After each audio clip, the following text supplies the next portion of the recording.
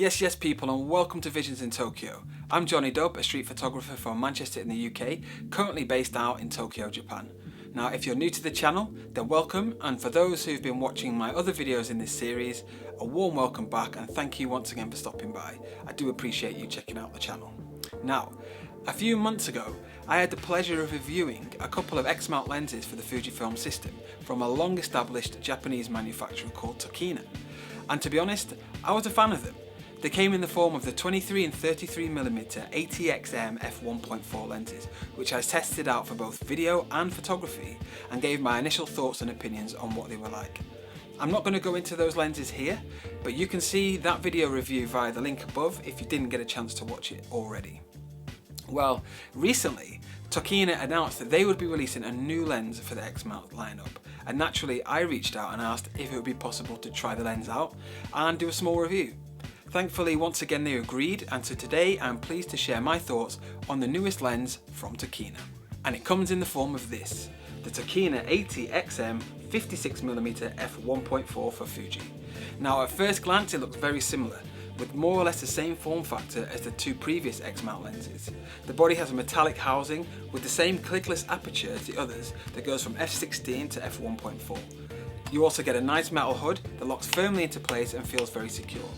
At 56mm, it features an angle of view equal to around 85mm in full frame terms, putting it into the short telephoto class of lenses, and provides a great focal range for things like portraits, street photography and even landscapes. Like the other Tokina X-Mount lenses, this one also has a fast f1.4 aperture, making it great in low light conditions, whilst providing very pleasing creamy bokeh, which I have some examples of later in the video. One of the real plus points of the Tokina lenses is their STM autofocus motors, which I have found to be very accurate, almost silent and incredibly fast, which is great for street photography as things are so unpredictable and you kind of want to remain anonymous. That said, one downside is its lack of weather sealing. Much like the two previous lens offerings from Tokina, you can use this lens in mild conditions, but just don't go taking it out if it's chucking it down. The new lens comes in at 315 grams and at only 72mm in length without the lens hood. It's well adapted in both weight and size for the mirrorless Fujifilm X-Mount cameras, yet neither feels too heavy nor too light in my opinion. The lens also has a minimum focusing distance of 60cm with an optical design made up of 10 elements in 9 groups. It comes with a standard 52mm front thread and will be priced at $450 upon release. So with all that said, let's get to the more important bits. What are the images like? Well, luckily for you, I've had the chance to test this lens out for a few weeks and have plenty to show you through the video.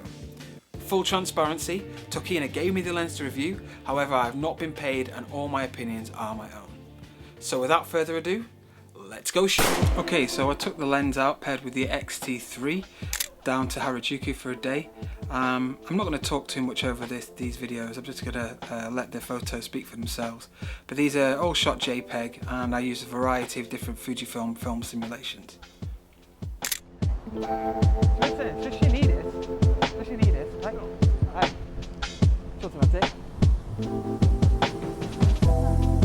Cool. はい、ありがとうございます。ナイスカメラ。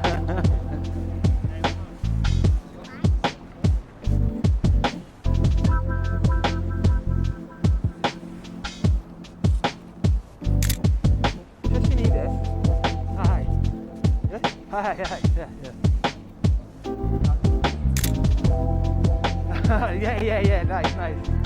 Cool. Yeah, very cool.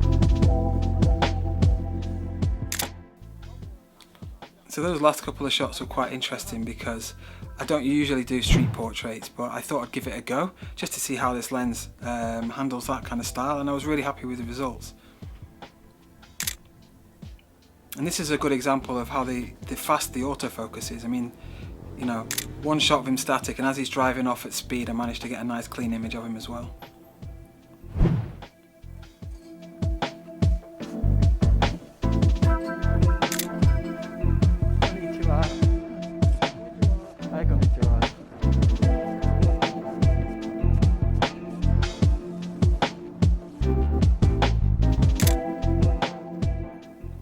it's a great place for doing street photography, Harajuku. There's generally a lot of very young, fashionable people, and using this kind of focal range works really well. It gives you really nice background separation. You can see in that image how the girl just sort of pops out from the picture, and that was shooting at f4. Later on in the video I shoot at f1.4 to see how nice creamy we can get that bokeh. But you get the nice background separation as well as that nice background compression with this lens.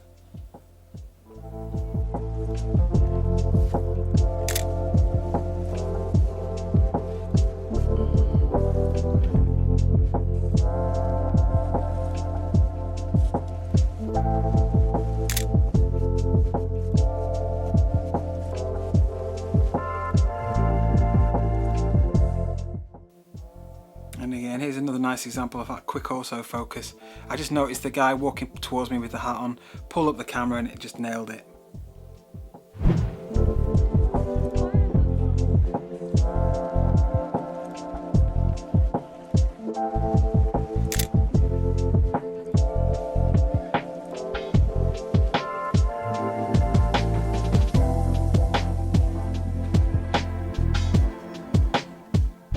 This is on the famous Takashitadori Street, which is the kind of home of the kind of candy pop and, you know, all these kind of Harajuku fashion kids that you used to see. It's not quite as busy as it used to be years ago. The fashion has kind of tamed down a bit, but it's still a great place to shoot. And down here I was shooting at f1.4. I can just see how nice it just softens out that background. Really, really pleasing bokeh in my opinion. So shooting with this lens, I was really happy with the results I was seeing on camera, and even more so when it came to actually looking at them. One of these last images, I was actually shooting into the light, and the flare that it got just kind of gave a very gradual softening to the bottom of the image. But you can also really see the nice compression in that shot as well. My initial thoughts on this lens are that it seems really good. It feels nice and solid in hand. There's a good amount of resistance when using manual focus, and the aperture dial is neither too stiff nor too loose. Now, I tend to shoot manual focus, so using the autofocus is a bit of a novelty to me, as it's a totally different way of shooting. However, it can be very quick locking onto subjects, yet it does miss its target from time to time. But I would be lying if I said that I didn't miss shots shooting manual as well, so it's certainly not a major issue. Now, if I were to compare this lens to what Fujifilm have on offer, it certainly is worth your consideration. The Fujifilm XF50mm f2.WR comes in at around the same price and has the benefit of being weather resistant as well as very capable autofocus that is nearly but not quite as fast. However, at f2 you lose over half a stop of light compared to the Tokina. So if low light is your thing, maybe consider the Tokina. If shooting in the rain is your thing, how about the Fujifilm? The other lens I would say is comparable would be the Fujifilm XF56mm f1.4, which is well over twice the price, but is considered by many as one of Fujifilm's best X-mount lenses. It is bulky, it does have slow autofocus, and it's not weather sealed. However, wide open creates outstanding images and is a lens that many professionals will use. If you want to spend the extra money, it is worth looking into. However, you will compromise on the autofocus. So if street photography is your thing, or photographing children or animals, maybe the Tokina is the one for you. Anyway, it's food for thought. Now, let's have a look at some more images as I take this lens out to Kabukicho district of Shinjuku to see how it performs under low light conditions. Okay, so I'm out in Shinjuku, it's Friday night. I've got the 56mm attached to my Fuji X-T3, and I'm going to be testing out its low light performance, seeing how it works shooting street at night time. I'm going to be mainly shooting at f1.4, so yeah, with that said, let's get into this. Okay, so for this series of shots, I actually did my own edits on them. So I was editing the raw files and just putting my own stint on it, you know, doing the edits how I would do night edits usually.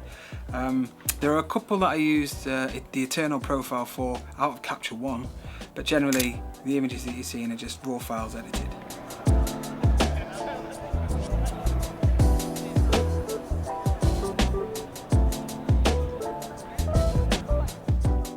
It's nice to see that the city is getting a bit more lively at the weekends now, although it's still not nearly as busy as it used to be.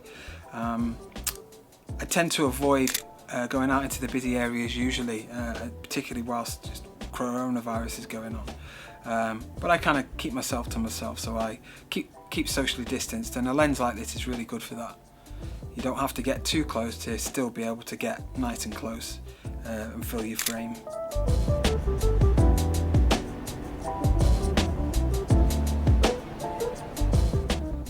Kabukicho is actually the red light district, so there's a lot of interesting characters, a lot of really interesting bars. It's generally a safe place, but that said, you know, it can get a bit dodgy in areas, so if you ever are out shooting around there, just be mindful that there are some unsavoury characters. However, you know, I've shot there loads, I've never had an issue.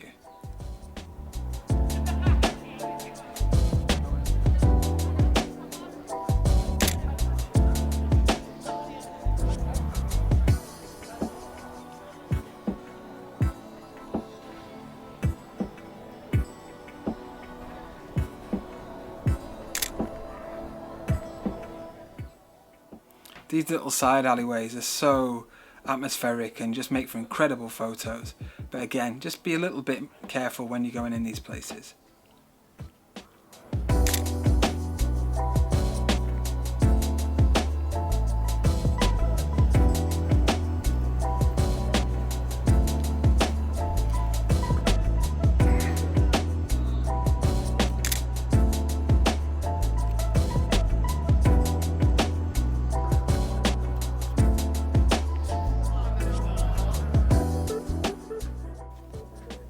I was really happy with how the lens was performing on the night. Again, I was shooting at f1.4, I was using autofocus, and the lens was just very competent and doing what I needed it to do. And you can see how quick I just pull the camera up when I see something and take a shot. I don't usually have time to compose properly, you know, when I'm doing street. I see something and I shoot it. So yeah, I was really happy with how this lens was holding out.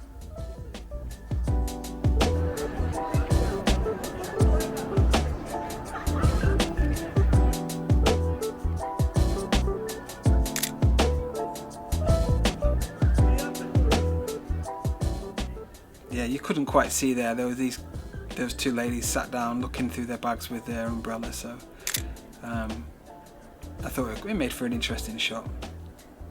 And here I tried to do something a little bit more abstract, so I took a couple of shots of the close-up with the umbrella, so everything else is out of focus, and it's nice. You get some detail of the rain on the umbrella and the lights. So yeah, I quite like those shots.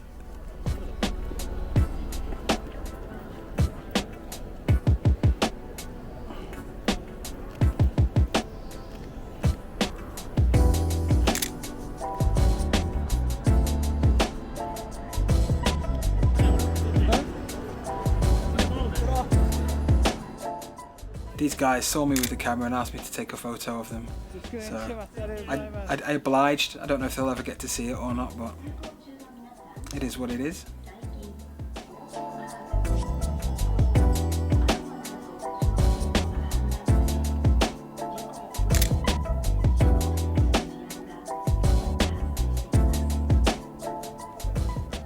And just off to the right, you don't actually see the girl. She's actually just walking into the right. I quickly just pulled up the camera, saw her looking at her phone with the red bag, and just took the photo on the fly. And again, really happy with how that turned out.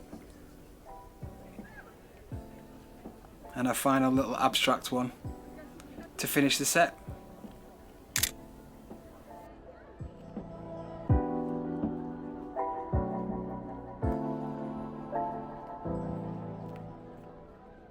Okay, so if you stuck around to this point in the video, then thank you very much, and if you enjoyed it, please be sure to like, subscribe and drop a comment with any thoughts or feedback down below. Now, to summarise my opinions on this lens, do I think it's any good? Well, yes I do. It feels very well made, the images that come out of it look great in both JPEG or processed RAW files.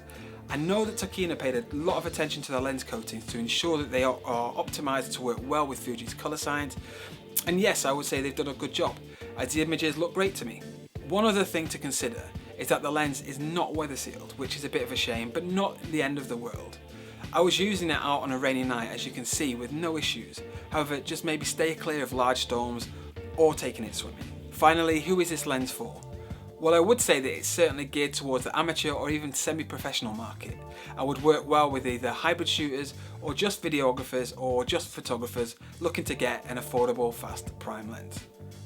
I think Tokina are carving out a nice space for themselves, offering a range of affordable third-party lens options for Fujifilm.